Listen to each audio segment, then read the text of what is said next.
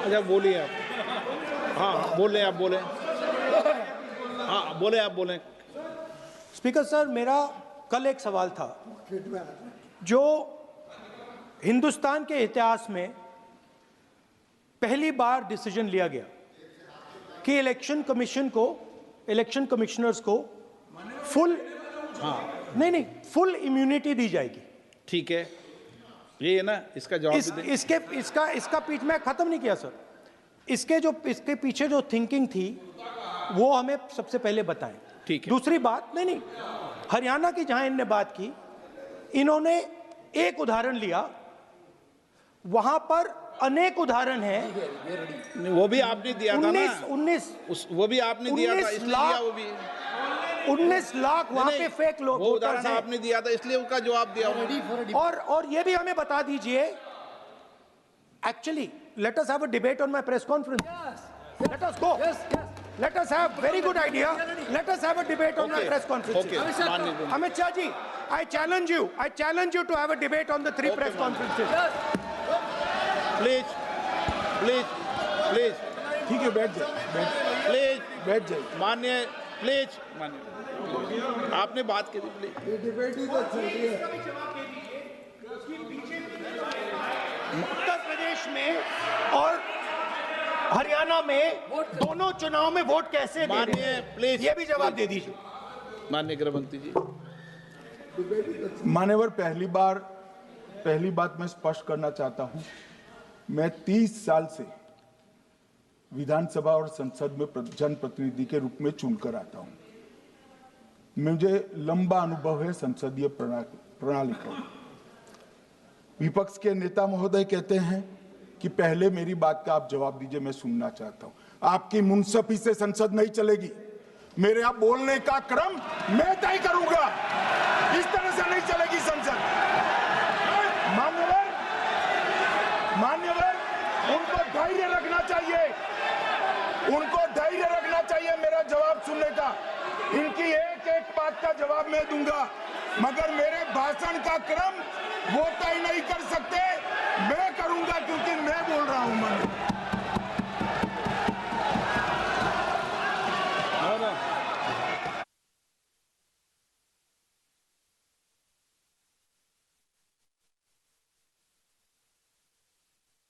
एक मिनट गृह मंत्री जी, एक मिनट गृह मंत्री, क्या गलत बोला उन्होंने यही बोला, आपने जो बात उठाई है मुझे कब बोलना है मैं तय करूंगा, यही बोला ना।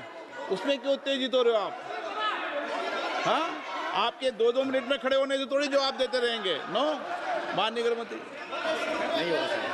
मैं आपको फिर मौका दूंगा, आपको।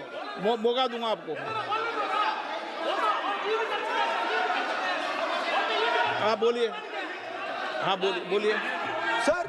ये बोलिए। आपने अगर अमित शाह जी का रिस्पांस देखा तो ये कंप्लीटली डिफेंसिव रिस्पांस है। ये घबराया हुआ रिस्पांस है, ये डरा हुआ रिस्पांस है। अब सुनिए पूरी बात, प्लीज मानिए। नो, सच्चा रिस्पांस नहीं है। माननीय गृह मंत्री जी। मान्यवर, आपके चेहरे पर बैठो। मान्यवर, आपके चेहरे पर चिंता की लकीरें मैं देख रहा हूं कि मैं क्या बोलूंगा। मैं उनके उकसावे में नहीं आऊंगा, मैं मेरे विषय पर बोलूंगा। मान्यवर, मैंने इतना ही कहा कि मेरे भाषण का क्रम मैं तय करूंगा। मेरे भाषण का पहले क्या बोलना, बाद में क्या बोलना, मैं तय करूंगा। और मैं मानता हूं कि हर एक वक्ता का ये अधिकार है, उनका भी है, मेरा भी है। कल वो बोल रहे तो हम ऐसा थोड़ी ना बोले आप झूठ क्यों बोल रहे हो। हम नहीं बोल सकते साहब। वो माननीय विपक्ष के नेता है, वो बोल सकते अपना भाषण। मान्यवर, और मैंने तो ये भी कहा, मेरा पूरा भाषण छूट कर कुछ बच जाता है तो आप पूछिएगा, मैं जवाब दूंगा। मगर अब धैर्य भी चाहिए और सुनना भी चाहिए, दोनों चीजें करनी पड़ती है। मान्यवर, वोट चोरी का कोहराम बचा। मैं वोट चोरी किसको कहते हैं वो बताना चाहता हूं। वोट चोरी के 3 आयाम हैं। एक तो मतदाता नहीं है, मतलब योग्यता नहीं है, और आप वोटर बन जाते हो तो वोट चोरी माना जाएगा। दूसरा, आप गलत प्रकार से चुनाव जीतते हो तो वोट चोरी माना जाएगा। और तीसरा, जनादेश को डिफाई करते हो, मतलब वोट के विपरीत आप कोई पद प्राप्त कर लेते हो तो भी एक प्रकार से वोट चोरी होता है। अरे सुनो ना, क्यों जल्दबाजी करते हो मानिकम, क्यों? अब मैं 3 वोट चोरी की घटनाएं बताना चाहता हूं। सबसे पहली घटना हुई आजादी के बाद, देश का प्रधानमंत्री तय करना था। तय कौन करना था?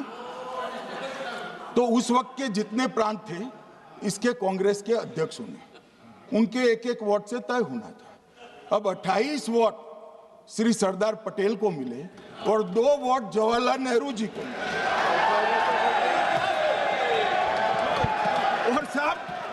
और साहब प्रधानमंत्री जवाहरलाल जी बने।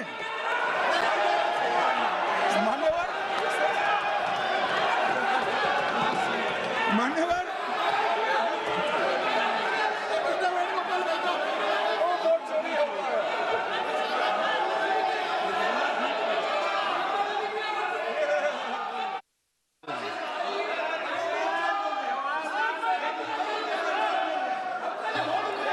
प्लीज, माननीय गृह मंत्री जी, माननीय गृह मंत्री जी,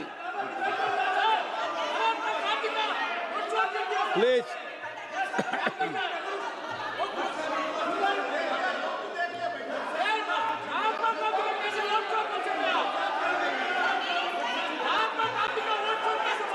बैठो बैठो, बैठिए माने, प्लीज प्लीज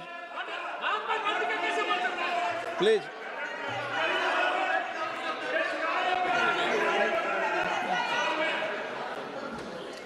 मान्यवर दूसरी, प्लीज बैठिए बैठिए माननीय सदस्य, प्लीज, हर बार नहीं उठते, बैठिए। मान्यवर दूसरे प्रकार की वोट चोरी और नैतिक तरीके से चुनाव जीते, ऐसी वोट चोरी भी भूतकाल में एक बार हुई थी। श्रीमती इंदिरा गांधी रायबरेली से चुनी गई। इलाहाबाद हाईकोर्ट में श्री राजनारायण पहुंचे कि चुनाव नियमों के अनुसार नहीं हुआ। इलाहाबाद हाईकोर्ट ने ये तय कर दिया कि श्रीमती गांधी ने उचित तरीके से चुनाव नहीं जीता है, हम इसको रद्द कर दें। मान्यवर, ये भी वोट चोरी थी, बहुत बड़ी वोट चोरी थी। और उसके बाद में क्या हुआ? उसके बाद में वो वोट चोरी को ढकने के लिए संसद में कानून लाया कि प्रधानमंत्री के खिलाफ कोई केस ही नहीं हो सकता।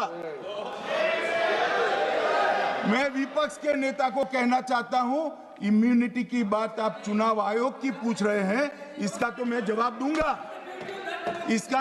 दूंगा, इम्यूनिटी का। मगर ये इम्यूनिटी जो श्रीमती गांधी ने दी थी, इसके लिए आपका क्या कहना है? और उन्होंने तो स्वयं के लिए ले ली। उनका आरोप है। प्लीज, ऐसे नहीं चलता मान्यवर, आप जब बोले, जब 5-5 मिनट में उठेंगे क्या? ये मान्यवर, उनका आरोप है। आप भी बोले ना, गलत। 1-1 मिनट में सदस्य नहीं उठेगा ना। मान्यवर, उनका आरोप है कि सरकार ने बनाया तो लोकतंत्र ने बनाया, तो जो उस समय का केस था वो बताया है, आगे का तो बताया। मोदी जी को भी सब लोगों ने प्रधानमंत्री बनाया है भाई, आपकी कृपा से नहीं बने हैं। मान्यवर,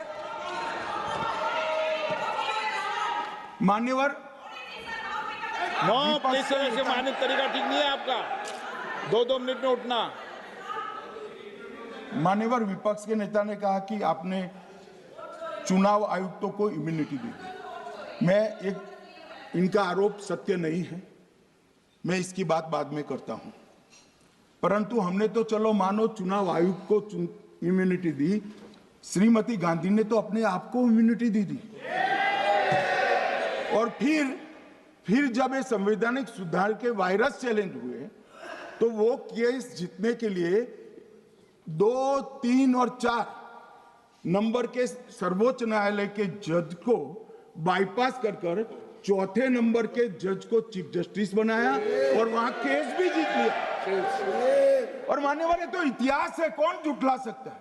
इनको कोई पढ़ाता नहीं है इतिहास, ये तो इतिहास है, सर्वोच्च अदालत और संसद के रिकॉर्ड में रखा हुआ इतिहास है। इसके खिलाफ लल्लन सिंह जैसे कितने लोग पूरा जीवन लड़े बिहार में, इमरजेंसी के खिलाफ जेल में गए, लाखों लोग गए। और तीसरी वोट चोरी कहना चाहता हूं, तीसरी वोट चोरी का प्रकार मैंने बताया था कि योग्यता नहीं है और मतदाता बन जाना। अभी अभी एक वाद पहुंचा है, वाद मतलब डिस्प्यूट पहुंचा है दिल्ली की सिविल अदालत में। उसमें डिस्प्यूट ये है